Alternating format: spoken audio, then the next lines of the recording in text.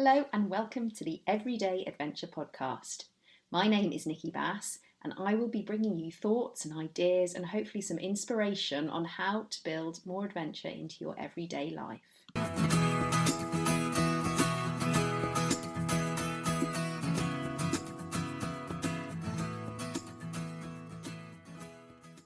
Today, I am really excited to welcome Heather Sharp, who is the founder of Forces Wives Challenge, which aims to inspire the partners of serving personnel either to participate in or to set up their own adventures.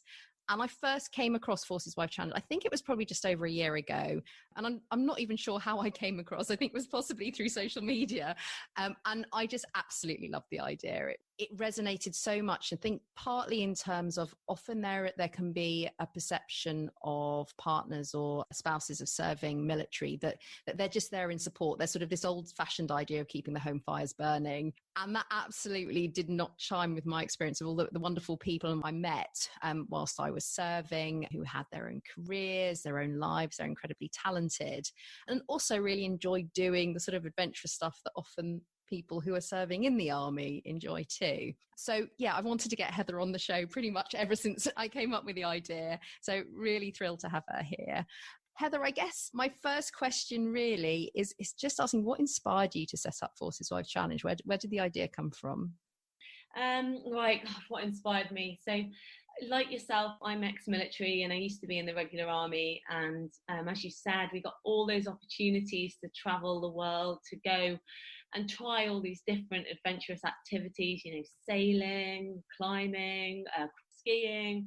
Oh God, the list goes on of all these great opportunities you have in the military. And the military really does generate this sense of this feeling of belonging, this camaraderie, this teamwork. And you really do feel part of a family, if you like. But when I got married and children came along, we just really struggled to keep juggling it with us both ends. So we made the really difficult call for me to leave. So I was now a spouse, and I was looking at military life on the other side of the fence, and it was really, really tough.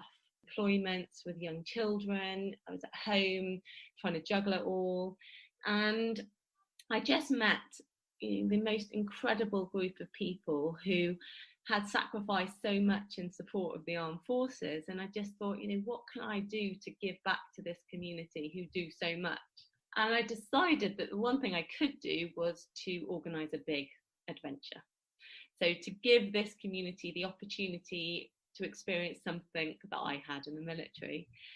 And so I set my heart on taking a team of Forces Wives to climb the highest volcano in the world. So it was in the remote Atacama Desert in Chile, just under 7,000 meters. Gosh. So, if anyone's listening who's done a bit of mountaineering, they'll know that this is serious stuff and it's pretty high risk. But I absolutely set my heart on it, and I set about recruiting this team. I didn't know if anyone would want to join me, but I set off with 12 incredible ladies, majority who didn't own a pair of walking boots 10 months before, had never climbed a mountain. And on International Women's Day last year, we flew the Forces Wives Challenge flag on top of the world's highest volcano. So that's incredible. A really special occasion, and since then our community is now nearly 600 strong, and we've done all sorts of challenges in the UK as well as abroad. So yeah, it's kind of really taken off, which is great. And yeah, I love the fact that when you set your first challenge, it's like, how high are we going to set this bar? Well, I just thought it needs to be something that really captures attention. People are going to listen to that and think, whoa, okay, those women mean business. Yeah, it was. Well, I kind of encountered two types of people. One group of people said, this is insane, how can I help make this happen? And another group of people said, this is insane, I don't think you can do it, why don't you try something a bit less? So I kind of ignored them and got the support from the other people. I think that could probably apply to so many things that people take on. You've often got two camps of people like that. And I suppose, like you said, it's who you choose to listen to. So I can imagine it was probably, apart from the challenge of scaling an enormous volcano, I mean, there must have been quite a few challenges along the way. What have you found that I suppose maybe you didn't expect? Oh goodness, I mean, so many things. I think anyone who started something from a seed of an idea, I had this idea and it seemed so simple in my head, but the reality of what I had to overcome to actually get there was, if I knew it at the beginning, I wouldn't have done it. The idea that I wanted to take a team up the volcano, to do that I then needed a concept, I needed a logo, I needed a brand, I needed a website, I needed social media, I needed all of this stuff I didn't have any experience of doing. The only background I had was military. I'd never been on Instagram, I'd never, so I had to market this concept. I then needed to get funding. Like, I needed to get companies to back us. I needed to then pitch, which I'd never done before. Lots of presentations, and then also there's actually kind of selecting of the team. So first of all, I had to recruit people to want to do it, sell it to them, but then also the training weekends. Organising for military people to do an event is very different to civilians. Like, qualifications of guides you need, the risk management process. I mean, I could go on. And none of this I thought about when I came up with the idea. But so I think, for me, the most challenging aspect has been the emotional journey of absolute roller coaster of highs and lows. So many times that I've said, it's too much, I'm not going to keep going. But then something has always kept me going. Like, maybe it'd be one of the girls telling me that this was massively made a huge impact on their life, friends that I've met along the way, or people who have absolutely believed in it. They believed in the concept and they believed in me. So I think I've so nearly given up so many times, and I keep on having those conversations even today. Something keeps me going, and so I think the emotional roller coaster has been the most challenging aspect. Yeah, and I think that's probably something that, even if you haven't taken on quite such an enormous challenge as you have, that actually, that relating to that feeling of, when it gets really tough, going, actually, what am I doing? I've got so many other things going on in my life. Do I really need this? And how am I going to get through? I mean, I guess what do you find helps in those moments when you are sort of having a bit of a dip? I think you alluded to it a bit with the community side of things. Is there anything else that you sort of think, actually, that, that's what helps get me through? I think, a bit of experience that it does always get better. So when I maybe it's to do with the finances, it's always close to the wire to get the finances in, and I've got all this responsibility. I've got 12 people, kind of so much responsibility to their safety, but also their hopes that they've signed up for this, that it's going to happen, and also all our supporters. And I think it's just having faith that it will come good. And some days I would just shut my laptop and I'd always drag my trainers on and I'd go for a run, come in, and the next day it would come good. It did. If you want something badly enough, it always does. Finding a way through it, yeah. And like you said, just being able to sort of step away from it for a minute and go, right, I need to go and do something else, something for myself, and then come back into that. What's been the unexpected benefits that you've found? So you had obviously this aim that you set out to do, but I guess along the way, have there been things that you came up and you think, I didn't expect to happen, but that actually has meant as much in a way as the outcome itself?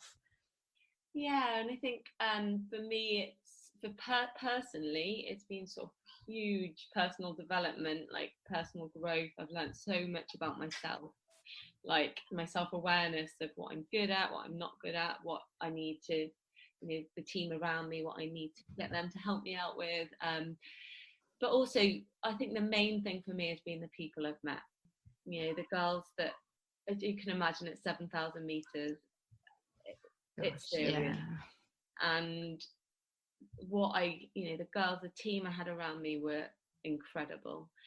And since then, the people I've met on the other on our other challenges, Snowdon end of last year was the most fabulous challenge. All we did is walk up the tourist path. The weekend was just hilarious. We had the best time. But also the supporters of FWC, the ones who give their time to make sure that we're safe on the hills. My mentors. I think I never expected this seed of an idea to really, I sort of touch so many people. So many of our community that have got a benefit from it, but also our supporters. Yeah, I just never really expected that to happen. Yeah, no, it is. It's when you start seeing the impact it has on others, when you've sort of had it in your head and, this is where I want to get to, but yeah, everyone's going to take their own journey with it too. Yeah.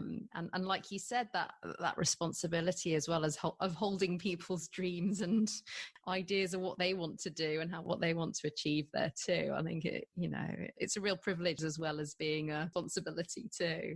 Yeah, definitely. And I love that what you said about it's not necessary. I mean, it's amazing when you do the really big challenges, but also the little challenges that you're doing, or the challenges that maybe don't feel so intensely dangerous or outside of your comfort zone, but actually you get something different from those as well, that they bring as much, just in a sort of a different way. Yeah, and I think it is that. It's like Snowdon, we went away, for 2 nights, and we stayed in a bunk house, and pretty much nobody knew each other. So they met each other stormy November evening, and us in Snowdonia. No one really knew what to expect. The weather was horrific, and sort of we came away, and yeah, the feedback made me just realise this is why I'm doing it. This is all the hours. This is why. Amazing. So you've talked about some of the adventures you've done. Obviously, lockdown's got in the way of probably some of your plans, I would imagine. What have you got on the horizon? Is there something that's coming up? I'm so excited about the challenge. So like you said, we had so much planned this time, honestly, like so many events planned. I was just about to announce, like, big, small, that I've been working hard all winter over. I suppose, with anything, there's new opportunities. And with the virtual Penny Fan event, I had no idea if it would take off, but what it did mean was that actually our community, our broader community, they could get involved. So our, FWC members, all their friends could get involved, or the family could get involved. And it made us realise that there's real, appetite for this kind of thing. So we're actually doing an event that everyone can take part in. So please join us, anyone who's listening, called the FWC #10for Trees Challenge. It's on the 11th of July, and we're asking for people to run, walk, kayak, swim, any environmental means possible, 10 miles, and to donate £10 to the Woodland Trust. So we have set ourselves a massive target of £10,000, and so we need lots of people to take part. But the reason we've done this is because the more you go on adventures, both near and far, the more you see of this incredible world we live in, and the more you realise that we have a responsibility to protect it. And anybody who loves adventure loves nature. And recently we've been finding nature on our back doorstep, on our local footpaths, and in our gardens. And we've really taken the time to watch, to really notice, the birds on the bird feeder, the bugs in the soil, the trees, the plants. And I just wanted desperately to fuse these two passions. So I'm trying to rally, our community around this environmental challenge, if you like, and the whole month leading up to it. So we are posting about environmental issues, and we've turned our logo green for the month before. So yeah, we want to spread the word and get as many people as possible involved using the #10for Trees. That's so exciting. What an amazing idea. And I think, like you said, that Yeah, well, there have been so many difficult things about being in lockdown and not being able to go to different places, how much more we appreciate those that are on our doorstep and actually having the time to be able to notice. And I know that's something I talk about a lot, actually. What can you do? You know, an adventure in itself can be just noticing how the leaves are changing, or noticing, you know, that when the wildlife starts sort of emerging after winter, and just that being present, and that can give you that same surge of excitement as, you know, some of the bigger adventures as well. So yeah, that's such a lovely idea. And like you said, that thing of how you get everybody involved as well. Yeah, so you know, you can divide the 10 miles up. So you know, my mum's doing it, she's walking her dog for 5 miles, and she's with her friend who's going to walk his dog for 5 miles as well, and so they're teaming up because 10 miles was a bit much. But you know, you can divide it up, you can swim it, or I don't know, whatever.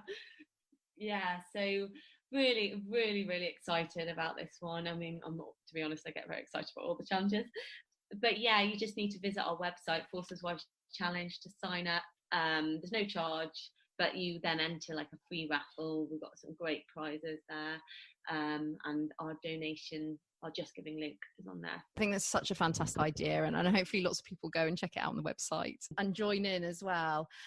I wonder if this is something you came across as well, that when you were trying to get people involved, actually sometimes for people it can be really hard just to take that first step and start to think of themselves as somebody who can do these bigger adventures, or, you know, particularly if maybe they've seen their partner going off and doing them and maybe didn't feel like it was something that they had access to.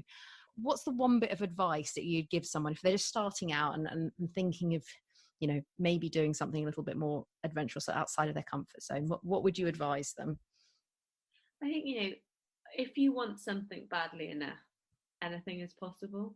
I truly believe that, because there are always excuses for why we can't do things. You know, we're busy, we haven't got, you know, whatever it is. But if you want something badly enough, you will make it happen.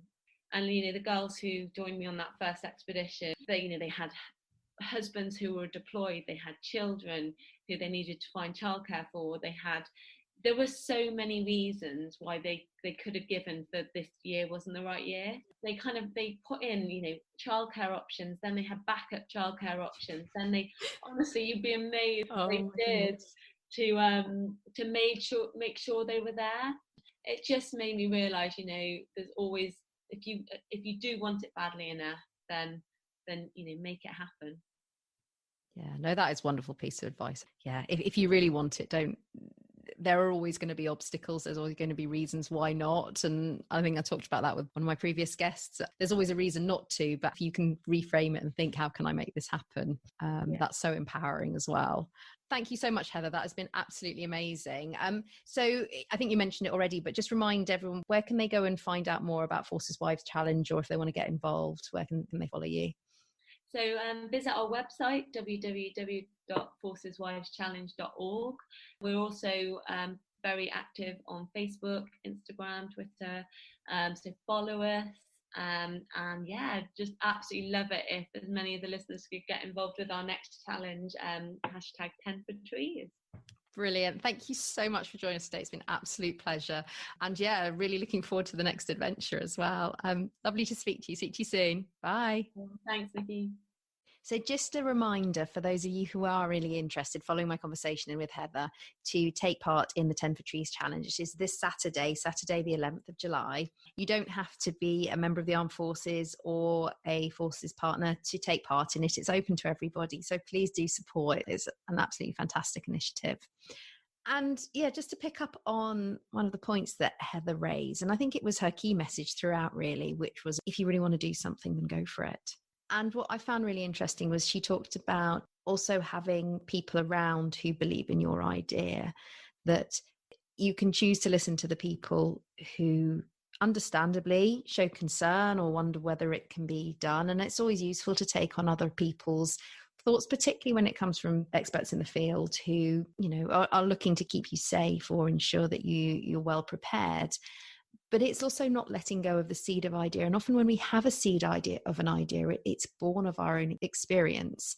It's very rarely something that's totally mad and out there. It's often something that is built on years of thought, of experience, of understanding, and it doesn't usually hit us like it might come. We might feel like it comes out of the blue, but actually it's a combination of our experiences, our understanding over time, and our knowledge and our skills. So there is something, I think, to be said for having faith in that part of ourselves, having confidence in where our ideas come from.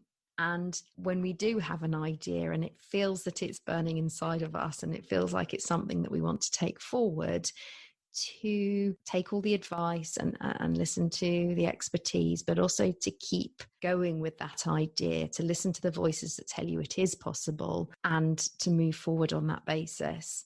Because as Heather said, actually most things are possible if we follow them through. So yeah, I'd like to leave you with that for today. Again, please do visit the Forces Wives Challenge page and have a look and take part in the 10 for Trees if you can. Otherwise, love to hear from you as always. You can get in touch with me or follow Resilience at Work or Instagram. We're on Facebook, the Everyday Adventure Club, so feel free to join. Otherwise, we will be back again next week with another fabulous guest, and I look forward to seeing you again then. Speak to you soon. Bye.